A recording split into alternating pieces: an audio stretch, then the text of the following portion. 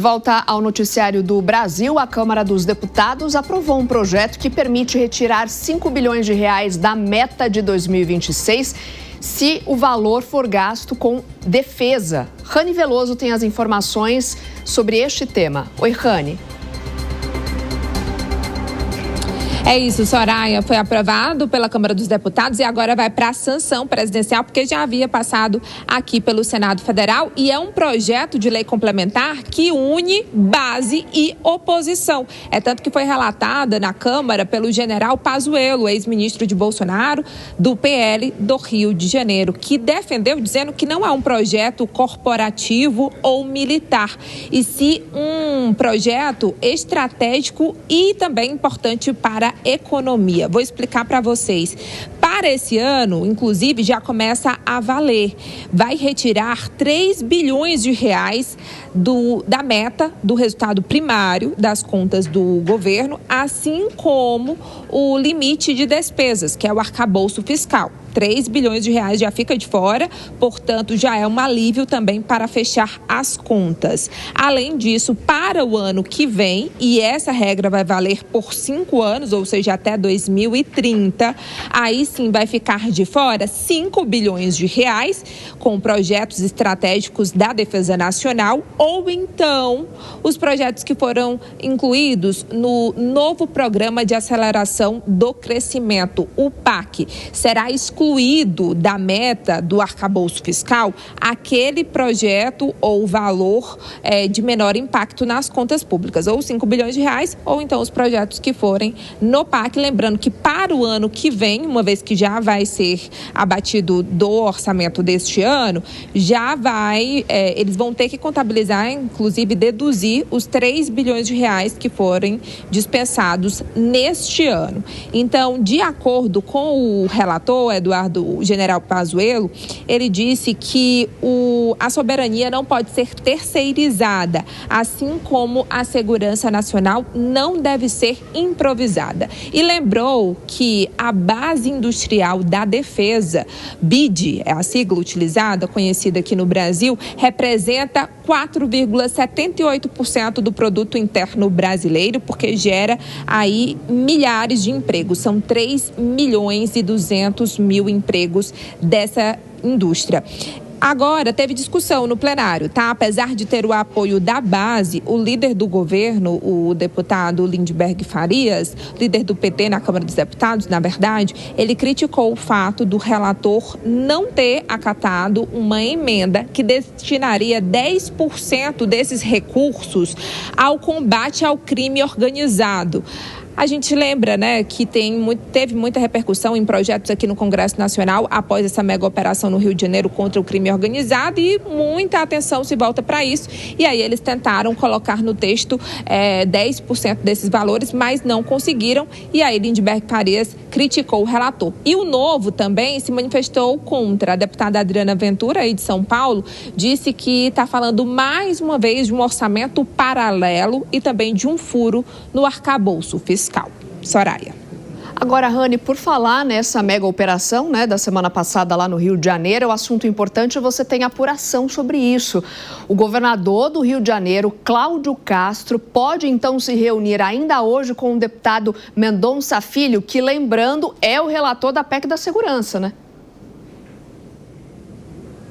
Exatamente, encontro confirmado. Falei tanto com o relator Mendonça Filho quanto também com o presidente da Comissão Especial da PEC da Segurança, o deputado Aloysio Mendes, e ele confirmou esse encontro para as 15 horas, ou seja, 3 horas da tarde, aqui no Congresso Nacional. Será um encontro informal, pelo que eles me falaram, e que o governador do Rio de Janeiro, Cláudio Castro, vai sugerir mudanças a essa proposta de emenda à Constituição da Segurança. É o primeiro encontro do relator Mendonça Filho com Cláudio Castro, desde o início da tramitação dessa proposta, que chegou em abril aqui no Congresso. Então, pela primeira vez, logo após essa mega operação, na terça-feira passada, exatamente uma semana, é que Cláudio Castro vai aí fazer as suas contribuições informais, por enquanto, a essa proposta, e no final do mês, eles me confirmaram também que aí sim vai ter um convite oficial ao governador do Rio de Janeiro e outros governadores que vão participar participar de uma reunião da comissão especial que pretende, de acordo com o relator, vai apresentar o seu parecer no dia 4 de dezembro na comissão especial, quando deve ser votado, e o presidente da Câmara garantiu urgência máxima da votação dessa proposta no plenário. Tem muita resistência e crítica dos governadores da direita. Cláudio Castro é um deles, Tarcísio de Freitas, o governador de São Paulo, é outro, Ronaldo Caiado aqui de Goiás é outro que também critica essa proposta, porque eles falam que os estados vão perder autonomia sobre a segurança pública, mas o relator garantiu e o próprio governo garantiu que não vai ter nenhum tipo de ingerência. Mas a gente lembra que a discussão central dessa proposta é criar um Plano Nacional de Segurança Pública e do Sistema Penitenciário, que seria de competência da União, que iria ampliar ali seus poderes, também inclusive sobre o Fundo Nacional de Segurança Pública, mas Mendonça também antecipou para a gente no fim de semana que já vai fazer mudanças em relação aos critérios que foram sugeridos pelo governo em relação ao acesso desse fundo, que é outro ponto de crítica dos governadores, além de apresentar ali outra sugestão, outra mudança no texto, que é a prisão em segunda instância daqueles que são condenados por envolvimento com organizações criminosas. Volto com vocês. O relator chegou a dizer essa semana, Rani, que mexer na autonomia dos estados é algo inconstitucional e que, portanto, vai ser uma proposta que não vai agradar nem governo nem oposição, mas de uma forma geral. Vamos ver aqui o que os analistas estão pensando sobre isso. Obrigada pelas suas informações. José Maria Trindade e Cristiano Beraldo conosco nessa manhã. Zé, e aí, como que você está vendo esse movimento, ainda que informal, do governador Cláudio Castro tentar conversar com o Mendonça Filho, o relator da PEC da Segurança, que está ainda em tramitação, discussão e com muitas resistências, e até um pouco de mudanças de prioridade para votações agora nessa reta final do ano, né? Pois é, olha, a Comissão de Segurança Pública da Câmara, me disse o presidente, o deputado Alberto Fraga, que é daqui do Distrito Federal, vai aprovar a PEC da Segurança, mas com ressalvas, com mudanças, É preciso fazer adequações que ainda estão sendo definidas exatamente pelo grupo aqui da Segurança Pública, com a participação da chamada Bancada da Bala. Era o nome pejorativo, mas o deputado Alberto Fraga disse que tem um orgulho de fazer parte da Bancada da Bala. A grande novidade é essa espécie de consórcio de governadores que estão no meio de um tiroteio.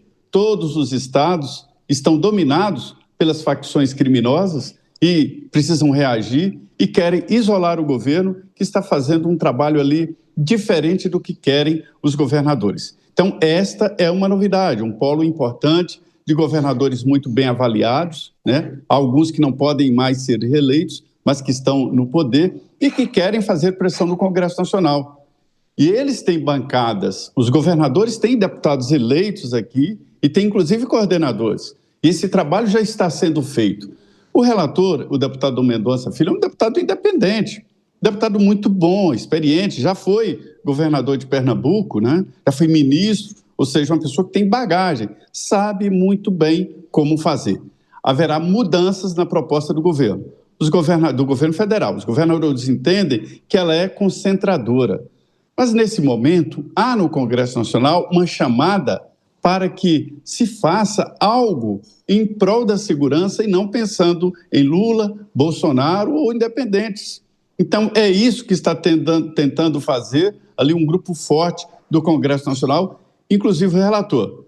Resumo da ópera: a PEC da Segurança Pública deve ser aprovada, mas modificada. Cristiano Beraldo, como é que você está vendo essa discussão toda e dá para se chegar a um consenso, deixando de lado ideologias, ainda mais na véspera de um ano eleitoral? Pois é, Nonato, se a gente observar essa discussão de uma proposta de emenda constitucional, parece que a Constituição de 1988 não trata do assunto. Mas nela já temos hoje a garantia que deveria existir, a vida, a garantia à liberdade, a garantia à segurança, e nada disso o cidadão brasileiro tem. O brasileiro não tem liberdade de andar na rua. Ele anda na rua com medo, ele não tem segurança, ele se sente inseguro a todo momento. A gente vê que não é o caso de mudar a Constituição, mas é o caso de fazer valer a lei e pararmos com esta dinâmica de sempre criar um novo benefício para um marginal, um criminoso. para aquelas pessoas que tiram o sossego das famílias.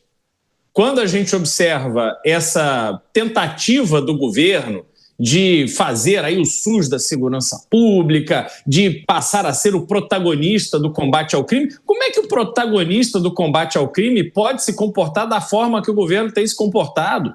A partir da declaração do presidente da República no ambiente internacional, ou seja, coberto pela mídia do mundo inteiro, onde ele afirma que o traficante é vítima do usuário, e depois a reação a uma ação da polícia, das polícias do Rio de Janeiro, que combateu uma facção criminosa que está destruindo o Brasil. Não é só o Rio de Janeiro, não. O Comando Vermelho tem uma presença assustadora no Nordeste, principalmente, dominando regiões, cidades inteiras. E isso fica por isso mesmo. Portanto, essas reações que não querem, de quem não quer combater o crime, não combinam com alguém que de fato está interessado em fazer valer a Constituição brasileira.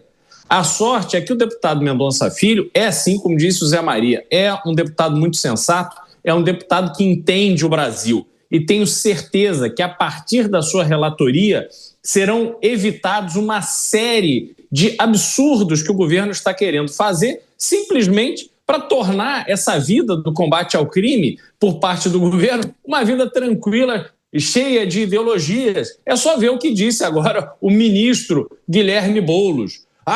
O problema não está nas favelas, está nas fintechs. Não, o problema está sim nessas comunidades. Aquelas pessoas que foram mortas pelas polícias do Rio de Janeiro estavam com um fuzil na mão.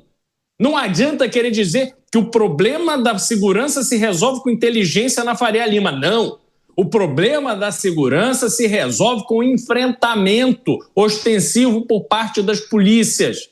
Agora, na Faria Lima, a parte de lavagem de dinheiro, isso tudo tem que ser combatido igualmente de forma dura, mas não se pode substituir uma coisa pela outra. Portanto, é preciso acabar com este absurdo de transformar um problema tão concreto e tão real em algo que fica aí sendo debatido no campo das ideologias, da filosofia e da conversa fiada.